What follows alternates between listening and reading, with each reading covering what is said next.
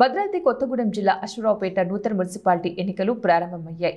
గ్రామ పంచాయతీగా ఉన్న అశ్వరావుపేట, ప్యారాయిగూడెం, గుర్రాల చెరువు గ్రామ పంచాయతీలు కలుపుతూ నూతన మున్సిపాలిటీగా ఏర్పడిన తర్వాత మొదటిసారిగా జరుగుతున్న మున్సిపాలిటీ ఎన్నికలకు ఓటు వేయడానికి ఓటర్లు ఆసక్తి చూపిస్తున్నారు.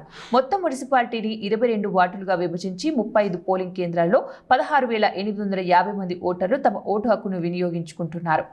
అన్ని పోలింగ్ కేంద్రాల్లో ఓటర్లు ప్రశాంత వాతావరణంలో నేరుగా వచ్చి ఓటు వేయడానికి అధికారులు అన్ని ఏర్పాట్లు చేశారు. పోలింగ్ సరళిని వెబ్ కాస్టింగ్ ద్వారా ఎన్నికల అధికారులు పర్యవేక్షిస్తున్నారు. మొత్తం 35 పోలింగ్ కేంద్రాలలో 175 మంది ఎన్నికల సిబ్బంది, 125 మంది పోలీస్ సిబ్బంది ఎన్నికల్లో విధులు నిర్వహిస్తున్నారు. ఎన్నికల సిబ్బంది 6:30 మాక్ పోలింగ్ నిర్వహించగా 7 గంటల నుంచి ఓటింగ్ ప్రక్రియ ప్రారంభమైంది.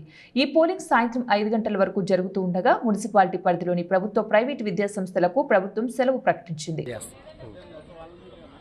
ఫస్ట్ స్టార్టింగ్ అదండి, తర్వాత ఇక మధ్యలో ఉంటుంది సార్. కొంచెం స్టార్టింగ్ ఎలా